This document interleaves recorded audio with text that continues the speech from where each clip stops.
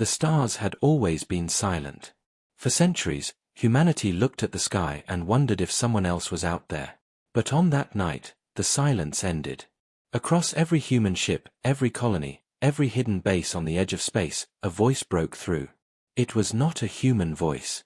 It was calm, deep, and carried a strange harmony that felt both peaceful and frightening. "Humans," the voice said. "The galaxy has watched you. The galaxy has waited.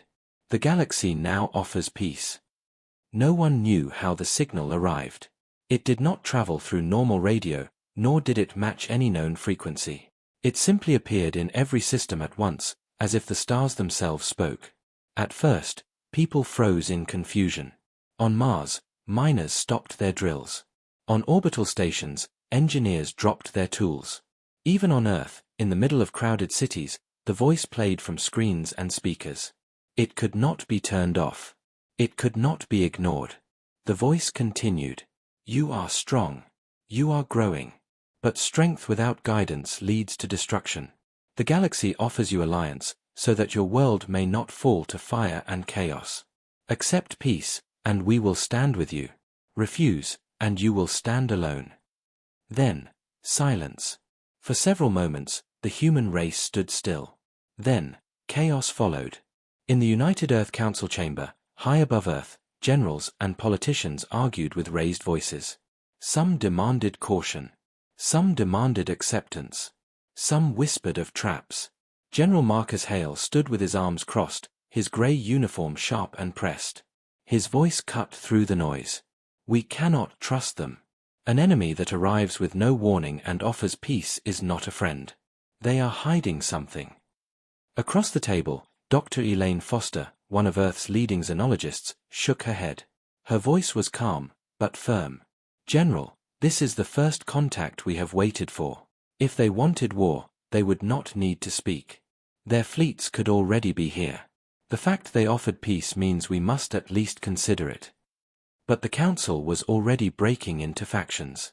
One senator slammed his fist onto the table. "Do you not hear the threat in their words? Refuse, and you will stand alone. That is not peace. That is blackmail." Another replied, "No, it is an invitation.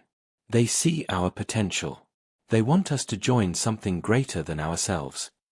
Meanwhile, outside the chamber, the message spread fear and wonder among ordinary people. In the colonies of Jupiter's moons, workers looked up at the night sky with unease. On the mining outposts of the belt, children whispered about aliens for the first time. And on Earth, conspiracy theories exploded across the global net. Some believed the voice was a hoax. Others believed the end of the world had arrived. But then came proof. From the deep surveillance stations near the edge of human space, reports arrived. Strange ships had appeared. They did not look like human ships. They were massive, glowing vessels of smooth metal and flowing lights, moving without engines that anyone could see. They hovered in the dark, waiting, never firing, never approaching too close. Dozens of them appeared at once, and then hundreds. The fleet was real. The message was real. Back in the council chamber, the debate grew more desperate. General Hale slammed a holographic map onto the table, showing the alien fleet surrounding the outer colonies. "You see this? They are already here. They call it peace, but they come armed.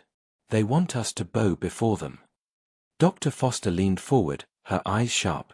"Or perhaps they come in strength so that we understand the truth of their offer. If they are so powerful, then refusing them may mean extinction. We must be careful." President Arya Solan, leader of the United Earth government, sat silently at the head of the table.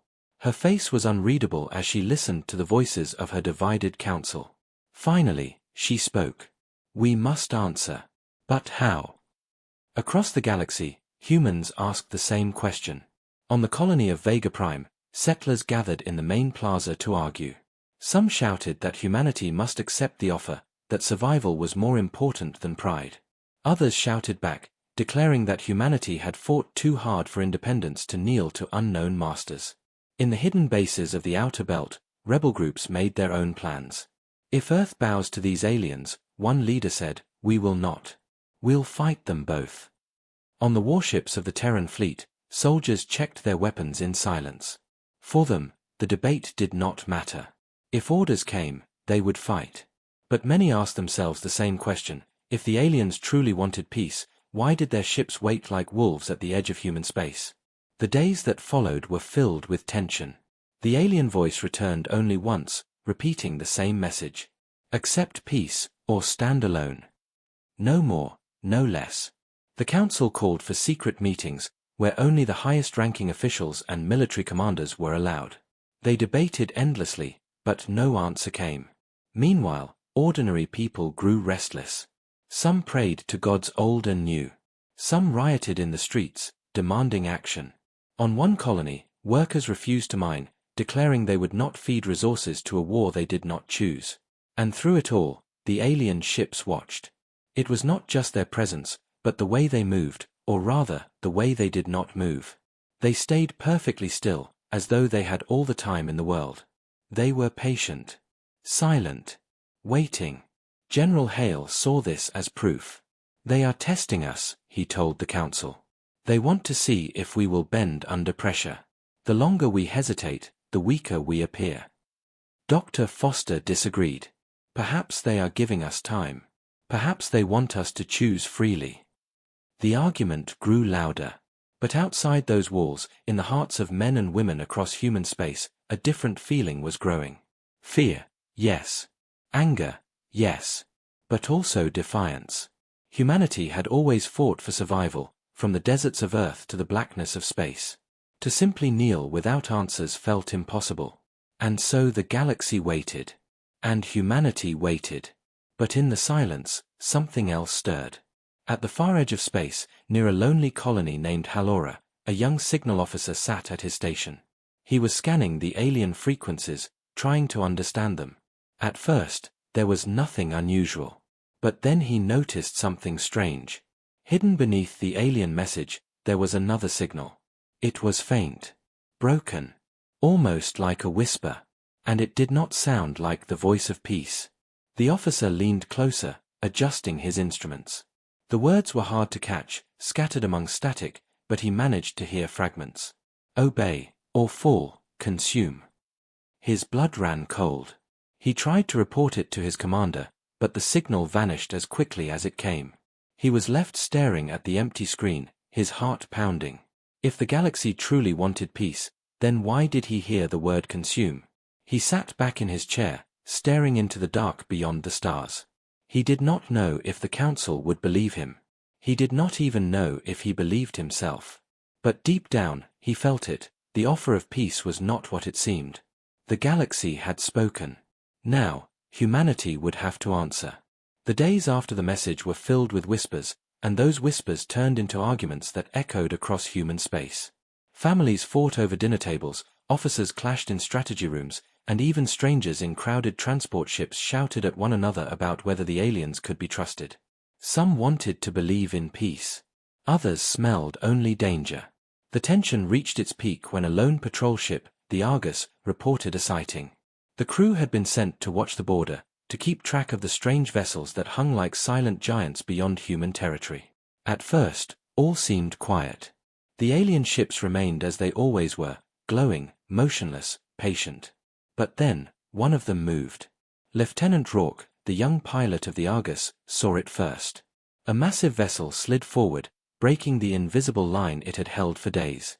It didn't fire weapons. It didn't broadcast words. It simply drifted closer, until the Argus sensors screamed in alarm. Rourke called it in immediately. Command, this is the Argus. Alien vessel is advancing. Distance decreasing.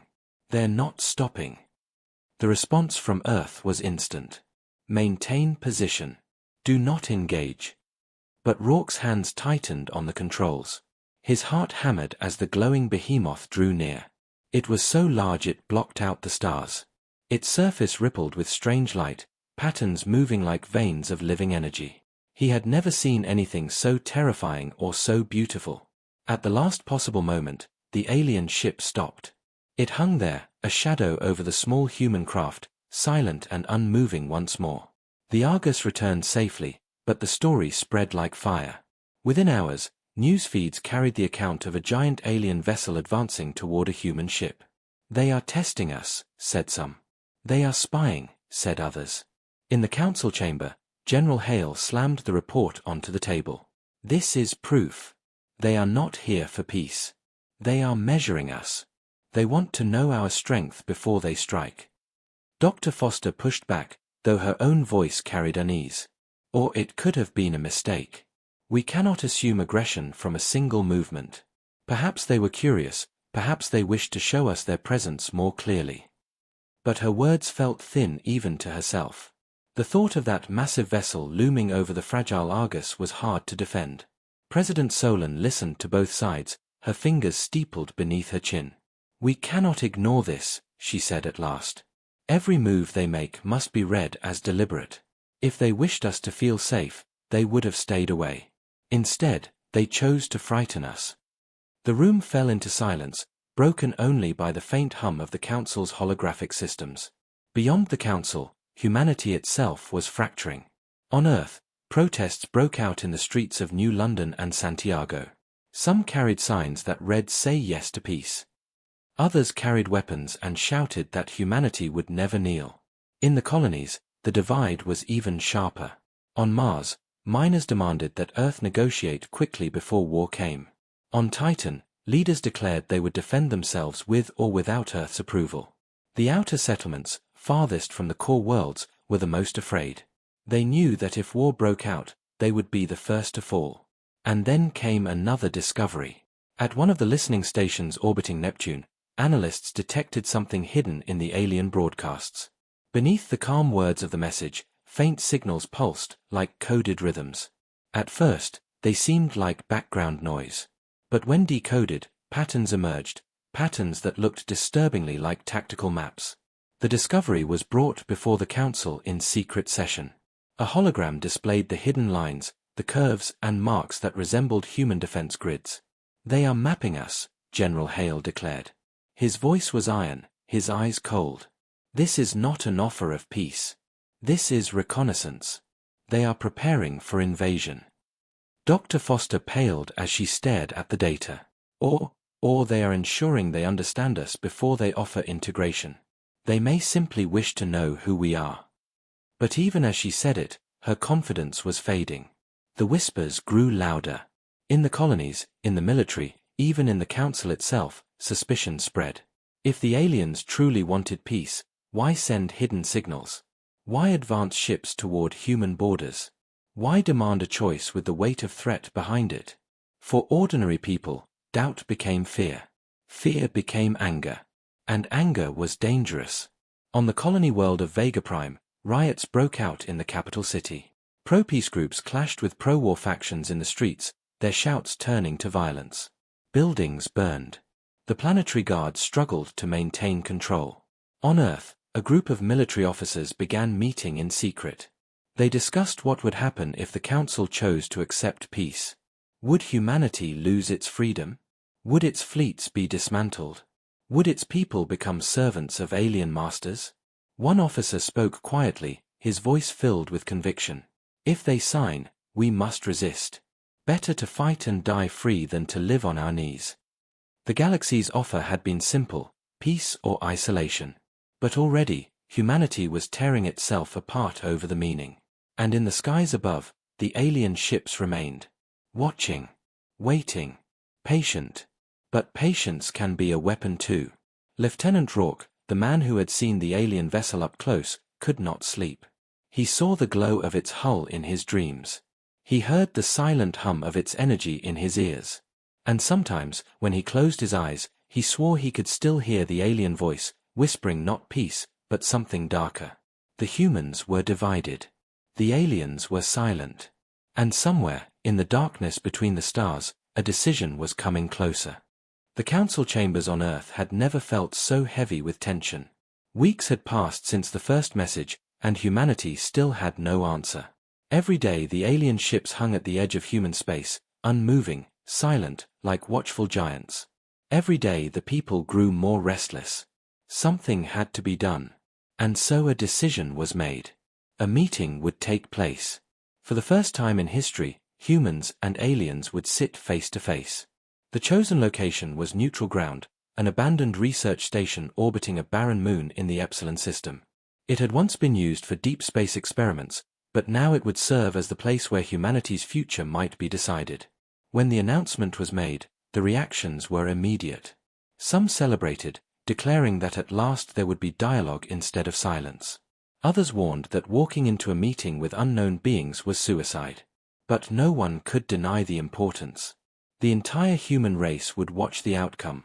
On the morning of departure, 3 diplomats boarded the sleek white vessel Resolute. President Solon herself did not go. Instead, she sent her most trusted envoy, Ambassador Kira Dallin. She was calm, sharp-eyed, and known for her unshakable poise under pressure. Alongside her went 2 military officers, Colonel Armin Reyes and Commander Lydia Voss, chosen to represent strength in case the aliens mistook diplomacy for weakness. As the Resolute left orbit, the galaxy seemed to hold its breath. Millions tuned in to watch the broadcast of the departure, though the Council ordered that the actual meeting remain off-camera. Too much risk. Too many unknowns. The journey was short, but tense. None of the crew spoke much. Each stared out the windows at the distant stars, wondering what awaited them. When they arrived at the research station, the alien ships were already there. Enormous, shimmering vessels surrounded the moon like silent guardians. Their surfaces pulsed with light, as though alive, and their shapes defied human design. No engines, no weapons, no clear function, just smooth curves of metal and light. The Resolute approached cautiously. A channel opened without warning, and the alien voice returned. Calm. Harmonious. Cold. Welcome, humans. You have chosen to speak. This is wise. The air inside the human ship felt heavier as the crew listened. Ambassador Dallin forced herself to stand tall. Her voice was steady as she answered. We come to listen. We come to understand. Nothing more. The voice replied, then enter. We await you. A docking corridor extended from one of the alien ships, attaching to the station's main airlock. The sight of it made the human crew uneasy. No engines. No sound. It simply grew outward, as if the ship itself were reshaping its body. The diplomats stepped forward, accompanied by a small team of guards. Weapons were not drawn, but every soldier's hand hovered near their sidearm. The airlock hissed open. Inside, the chamber glowed with a pale blue light. The walls were smooth and seamless, as if grown rather than built. Strange symbols pulsed faintly across their surface, moving like flowing water. And then the aliens entered. They were tall, far taller than humans, with slender bodies covered in smooth armor-like skin that shimmered between silver and violet. Their faces were masked by luminous visors, hiding their eyes. When they spoke, the sound came not from their mouths, but from the air itself, as though the ship carried their voices. You stand before the Concorde, the voice said. We are the will of the galaxy. We are order. We are peace. Ambassador Dallin forced herself not to flinch. She bowed her head slightly, then straightened. I am Ambassador Dallin of Earth. Humanity welcomes dialogue.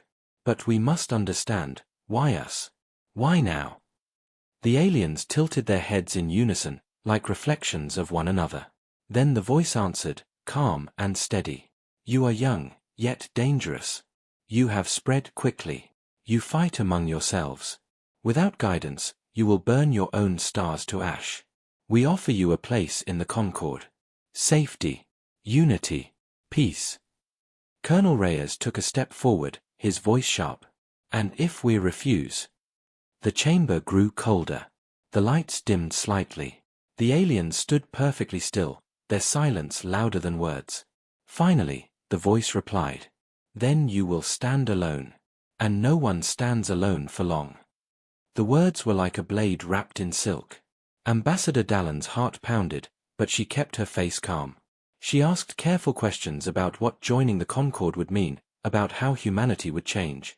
The aliens answered politely, but never fully. They spoke of shared knowledge, of protection, of unity. But when pressed for details, their words grew vague. Commander Voss noticed it first. Every time the ambassador asked about independence, about whether humanity would govern itself, the aliens avoided the question. Every time she asked what had happened to other species who joined, the aliens spoke only of harmony. At last, Dallin asked directly, What happens if we accept your peace? The aliens turned as one, their glowing visors reflecting her face. The voice answered slowly. Then you will no longer fear. You will no longer suffer. You will no longer stand apart. The words were meant to sound comforting. But in the silence that followed, every human in the chamber felt the weight of what was left unsaid. The meeting ended with no agreement. The humans returned to their ship, their faces pale, their hearts unsettled. As the Resolute drifted back toward human space, Colonel Reyes spoke first. His voice was low, but filled with steel. They are hiding something. They never once said we would keep our freedom. Commander Voss nodded grimly. And did you notice how they avoided naming a single world that joined them? It's like there's no one left to tell the story. Ambassador Dallin sat silently, staring out at the alien fleet that hung like predators in the dark. The words echoed in her mind, no one stands alone for long. Back on Earth, the Council awaited their report. Millions of humans waited too, desperate to know if peace was possible or if war was inevitable. And in the silence between stars, the Concorde waited as well. The night on the station was quiet, but quiet did not mean safe. The human delegation had returned to their ship, unsettled by what they had seen, but one officer could not rest. Commander Lydia Voss, restless and suspicious, found herself staring at the alien docking corridor through the viewport. The way it pulsed faintly with violet light disturbed her. It looked less like metal and more like something alive. Sleep would not come, so she made a decision. If the aliens wanted peace, there should be no secrets. Yet every word they spoke felt rehearsed, every answer carefully chosen to reveal nothing. She could not shake the thought that the truth lay behind their smiles, hidden just out of sight. She left her quarters quietly and moved through the dim corridors of the abandoned research station. Most of the crew was either asleep or pretending to be. Only a few guards patrolled, their eyes heavy, their minds still haunted by the meeting. Voss slipped past them with ease. The alien corridor loomed ahead, connected to the station like a parasite. Its surface glimmered faintly, and when she touched it with her gloved hand, it vibrated like a heartbeat. She shivered, but forced herself to continue. A panel in the corridor flickered, opening as if it sensed her presence. She froze, heart racing. Then, slowly, she stepped inside. The passage was narrow, the walls curving with no seams, no bolts, no sign of human construction. Strange markings glowed faintly, shifting like liquid symbols. The air was cool, carrying a faint hum that thrummed against her chest. Every step she took felt like walking deeper into the unknown. Voices echoed ahead. Not human voices. Voss pressed herself against the wall, holding her breath. Two alien figures stood at the end of the corridor, their tall forms silhouetted against a glowing chamber. She could not see their faces, only the faint light of their visors. Their language was strange, layered tones that twisted together like chords of music. But her earpiece translator worked furiously, piecing fragments together. They hesitate, one said. Time will break them, already they fracture, the other replied.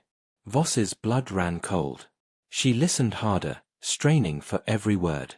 They must believe it is their choice. They must ask for peace. Then, they are ours. Her stomach tightened. She pressed herself deeper into the shadows. The aliens turned slightly, and the light revealed something in the chamber behind them. A device, glowing with the same violet energy, pulsing in rhythm with the walls. Holographic projections hovered above it, and she recognized the shapes instantly. Maps of Earth, Mars, Titan, the Belt Colonies. Human space, laid bare in frightening detail. They were not just offering peace. They were studying humanity. Preparing. She felt her breath catch in her throat. One of the aliens moved closer to the device, its hand passing through the hologram of Earth. The image distorted, then reformed. The alien spoke again. Soon they will kneel. Those who do not, will vanish. A sound escaped Voss before she could stop it, a faint gasp. The aliens froze. Their visors turned, glowing faintly in the dark corridor. She ran. Her boots pounded against the strange floor, the hum of the corridor rising like a warning alarm. She heard movement behind her, heavy and quick, but she didn't dare look back. The passage seemed longer now, twisting, closing in around her. The airlock was ahead, glowing faintly with human lights. She threw herself toward it, slamming her hand against the manual override. The hatch hissed open just as a shadow loomed behind her.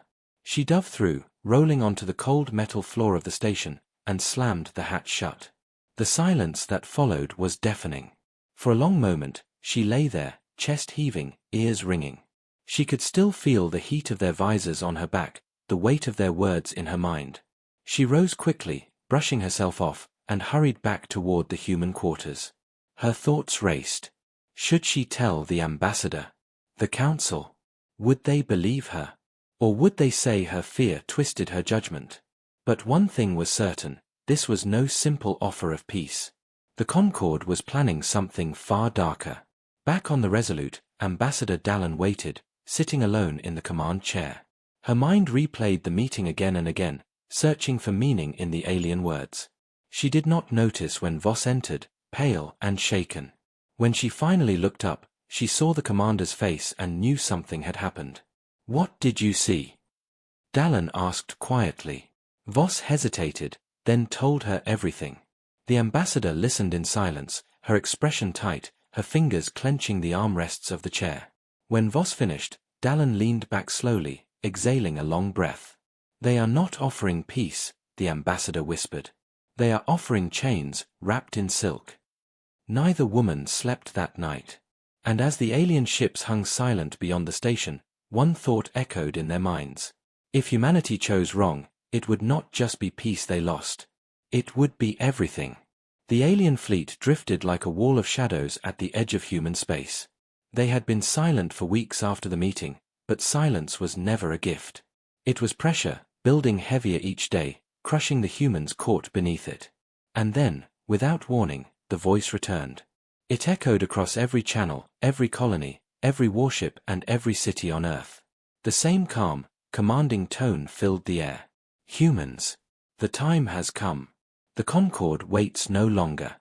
Choose peace, and join us. Or remain alone, and be broken by the weight of isolation." The ultimatum spread like fire. The message carried a countdown, 7 days. On Earth, the council chamber erupted in chaos. Politicians shouted across the table, some pounding their fists, others pleading for calm. Generals demanded mobilization. Scientists demanded answers. No one could agree. General Hale slammed a holographic map onto the table. It showed the alien fleets hovering near the colonies. His voice was cold as steel. 7 days until what? Until they strike? Until they close the noose? We must assume the worst. Dr. Foster shook her head, her face pale but determined. If we refuse too quickly, we risk provoking them. If we accept too quickly, we risk enslavement. We must understand more before the deadline. Ambassador Dallin, her face lined with exhaustion from the meeting on the station, spoke quietly. Understanding may no longer matter. Their words are no longer an offer. They are a demand. Outside the council, the people divided even more. On Mars, huge rallies filled the domed cities. Tens of thousands marched with banners that read "Say Yes to Peace." Across the planet, just as many carried their own signs, "Never Kneel." The two groups clashed, fists turning to weapons, and the streets ran red. On Titan, leaders declared independence from Earth's decision. "If Earth bows, we will not," they announced. "If Earth fights, we will fight with them." The Belt miners, ever defiant, sent a message to the council: "We will never trust an empire built on silence." But the loudest voices were the fearful ones. Families begged for safety. Traders refused to send ships beyond the inner colonies. Children lay awake at night asking their parents if the stars would soon fall. On the 5th day, an old archive was uncovered deep within Earth's data vaults. It was dusty, forgotten, written by explorers from centuries ago who had studied strange ruins on a distant world. The report had been dismissed as myth at the time. But now, when compared with the symbols recorded from the alien ships, the connection was undeniable. The ruins told of other species. Civilizations that had once thrived, but disappeared without explanation.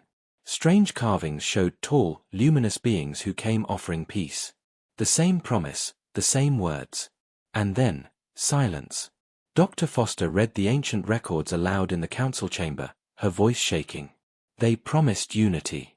They promised safety. But the worlds they visited are empty now.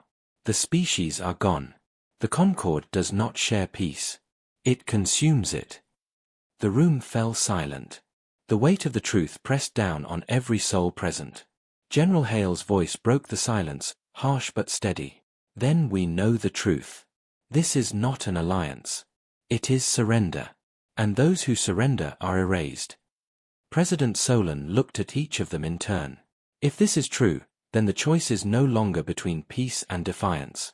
The choice is survival or extinction. But still, doubt lingered. Could the old records be trusted? Could humanity risk rejecting the Concord if they were wrong? Could they risk accepting if they were right? The deadline drew closer. 6 days. Then 7. The alien voice returned one last time. Humans. The hour has come. What is your answer? The council chamber was silent. Every leader, every general, every scientist waited for the president to speak. Arya Solon stood slowly. Her voice trembled only once, before turning strong as iron. Tell them this, humanity does not kneel.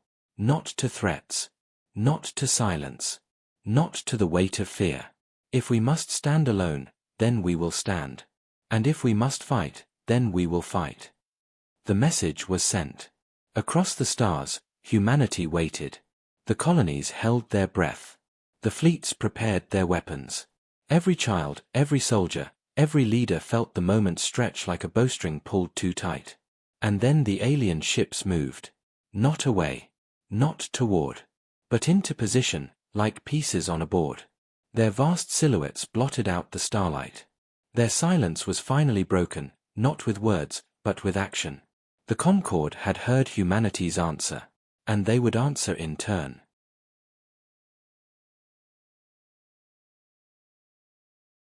The alien ships no longer lingered like statues in the dark. The moment humanity's refusal echoed through the stars, they shifted. Their silence became motion. Their patience became war. At first it was quiet, a reshuffling of fleets at the edge of human space. Some thought perhaps the aliens were retreating, but those who studied the patterns knew better. The Concord was preparing. Human warships were placed on high alert. The Terran fleet, scattered across colonies and orbital stations, was called back into defensive formation. Men and women in uniform abandoned leave, kissed families goodbye, and took their places aboard cold steel hulls. The air was heavy with dread, but beneath it, a stubborn ember of defiance burned bright. Humanity had made its choice, and now it would face the storm. The first clash came sooner than anyone expected. A small listening post orbiting the barren rock of Kayla 7 picked up unusual signals, strange pulses of energy sweeping across space like waves. The commander of the outpost thought it might be interference until the sky itself split. 3 alien ships emerged from nothing, as if they had stepped out of the void. The humans had seconds to respond. Fighters launched, defense turrets fired, alarms screamed. But the alien vessels did not fire back, not at first. They drifted forward, measuring, watching, as if studying how humans would react. Then, with a single flash of violet light, the outpost's shields collapsed. The commander's last transmission carried only static and one broken phrase, "They are inside everything." By the time reinforcements arrived, Kayla 7 was gone. The council kept the loss secret at first, but rumors spread faster than any command could contain. Word of the outpost's destruction filled the colonies with fear. Some asked if humanity had chosen wrongly, if peace had been the wiser path. Others hardened their resolve. Better to die fighting than fade quietly into chains. General Hale called for immediate retaliation. We cannot let them dictate the terms of this war.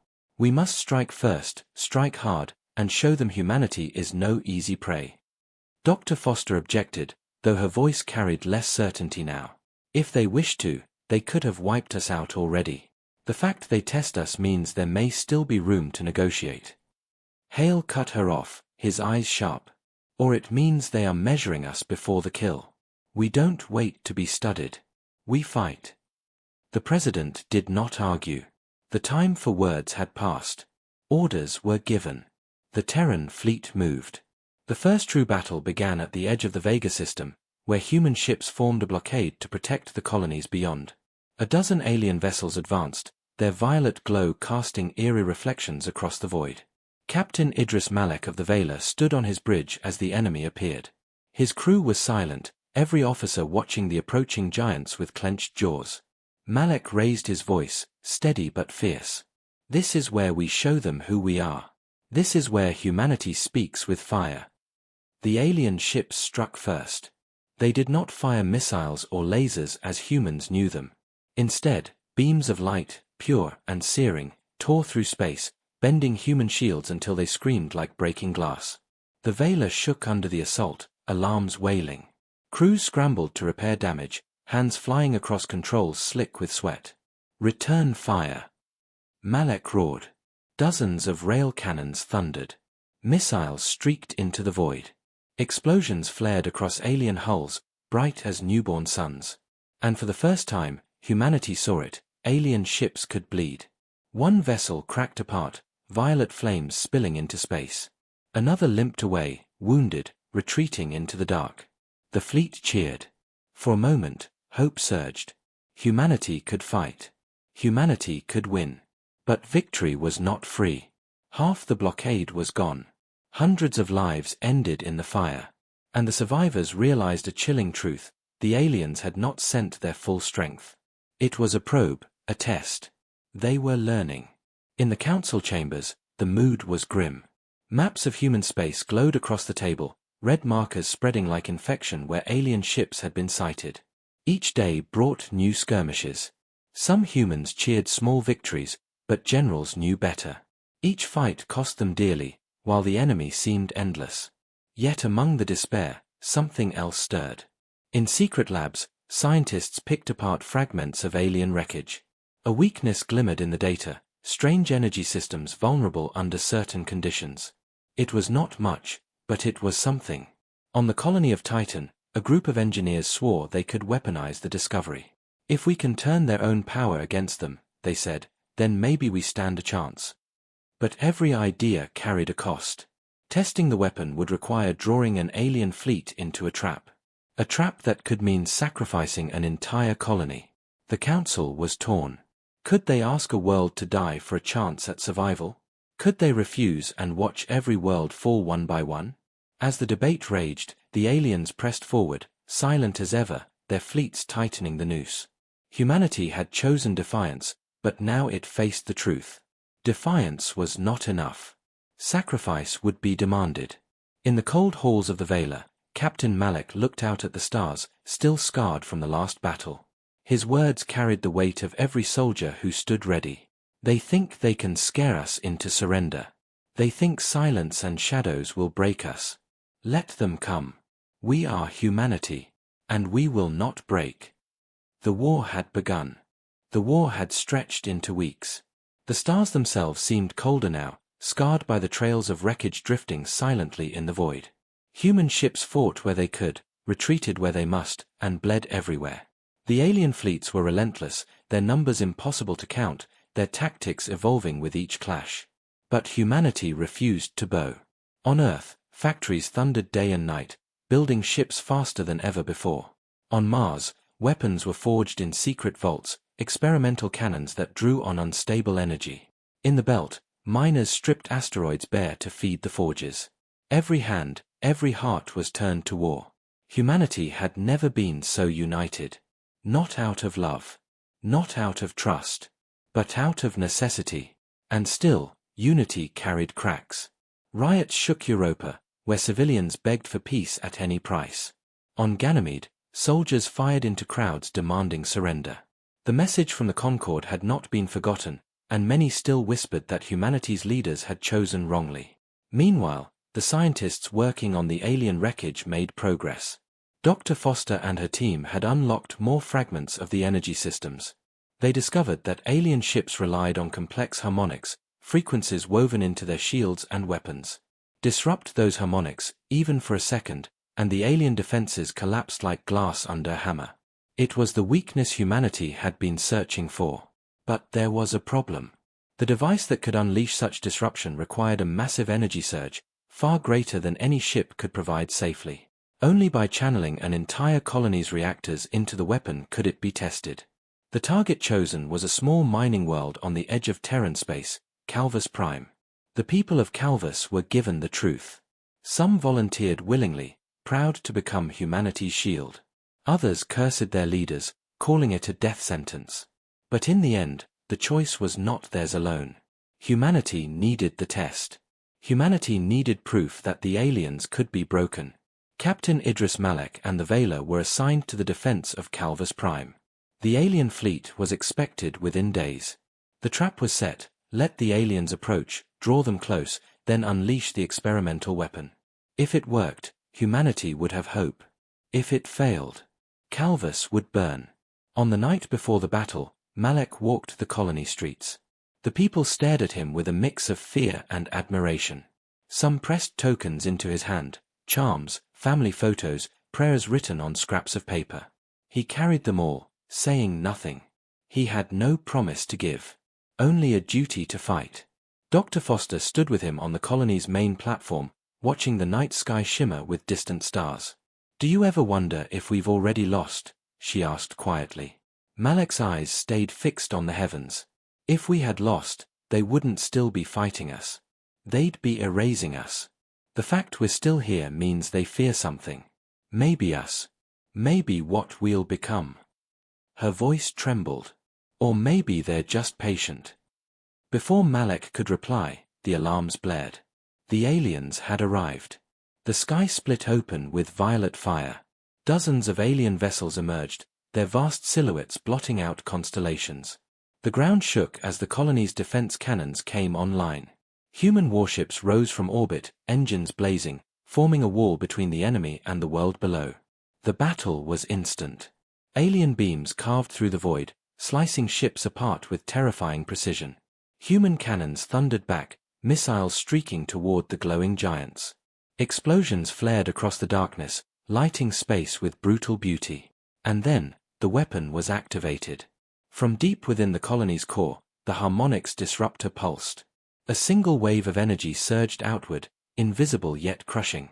The alien ships froze. Their shields flickered, stuttered, and then shattered. "Now!" Malek roared. The Vela and the fleet opened fire. Rail cannons tore into exposed hulls. Missiles ripped apart engines. For the first time, alien vessels fell not as giants, but as prey. A dozen were destroyed in minutes. Human cheers filled every comm channel. But the victory did not last. The disruptor overloaded. Sparks rained through the colony's control room as the reactors strained under the power. Engineers screamed warnings, but the wave could not be held. With a final surge, the device burned out, its core collapsing. The weapon was gone. And the aliens adapted. Their ships shifted, their harmonics changing. Within moments, their defenses reformed, stronger than before. The tide turned. Human ships began to fall, one after another. The colony itself shook under orbital bombardment. Fire rained from the sky, and the people of Calvus screamed as buildings crumbled. On the Valus Bridge, Malek gritted his teeth. "We bought them proof," he said to his officers. "That's enough. Now we buy them time." The Vela and the remaining fleet charged the aliens head-on, sacrificing themselves to slow the advance. One by one, human ships were torn apart, but not before inflicting wounds, not before making the enemy bleed again. Calvus Prime burned, but it did not fall in silence. Its sacrifice proved the aliens were not invincible. Back on Earth, news of the battle spread.